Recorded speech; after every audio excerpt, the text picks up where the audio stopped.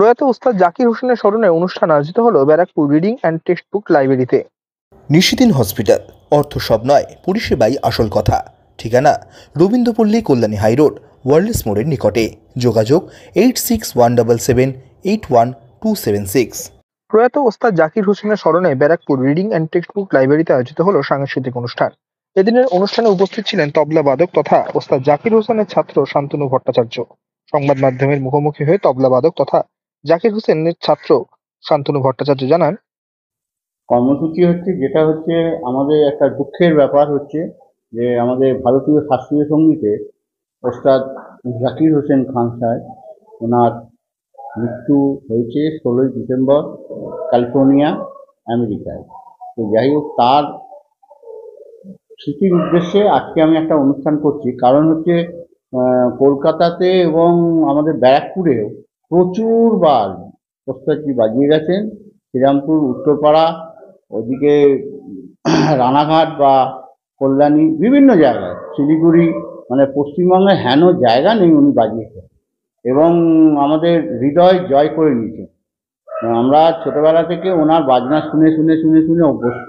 কিংবদন্তি লিজেন্ড তিনি হচ্ছেন এবং তার প্রতি আমাদের শ্রদ্ধার্ঘ্য, আমার শ্রদ্ধার্ঘ্য। এবং আমাদের লাইব্রেরিতে যে অনুষ্ঠানগুলো হচ্ছে, এখানে বিভিন্ন অনুষ্ঠান হয়, সেখানে আমরা বিভিন্ন, যেমন ভালো ভালো যেসব ব্যক্তি, আমাদের কাজী নজরুল ইসলাম, তারপরে কবিগুরু রবীন্দ্রনাথ ঠাকুর এবং আরও যারা যারা কিছুদিন আগে শতবর্ষের সলিল, আমরা অনুষ্ঠান করেছি।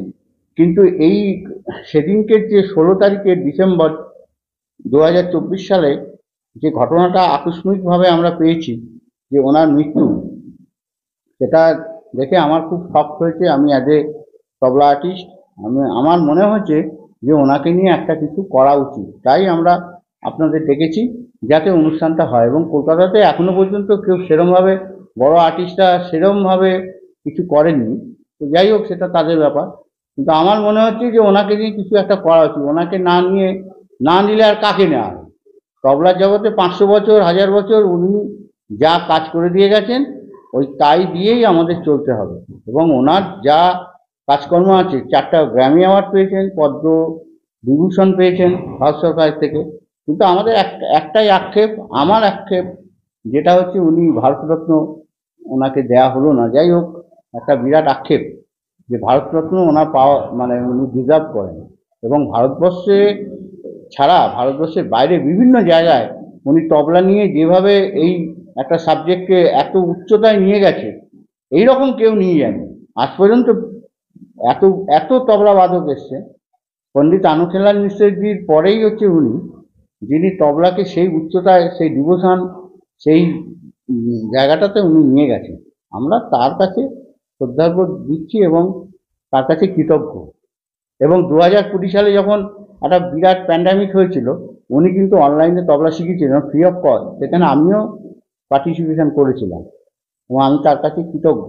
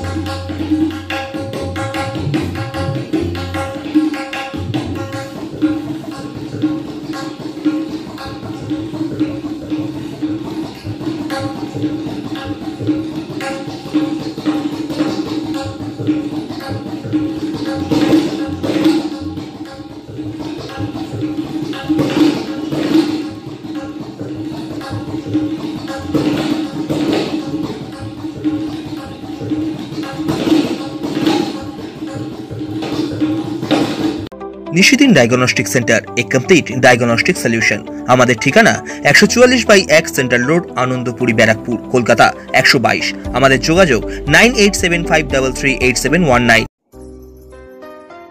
সাধ্যের মধ্যে স্বপ্নের ফ্ল্যাট খুঁজছেন? লাবণ্য গ্রুপের পক্ষ থেকে ব্যারাকপুর হরিসভা মন্দিরের নিকটে সোনাঝুরি আবাসন।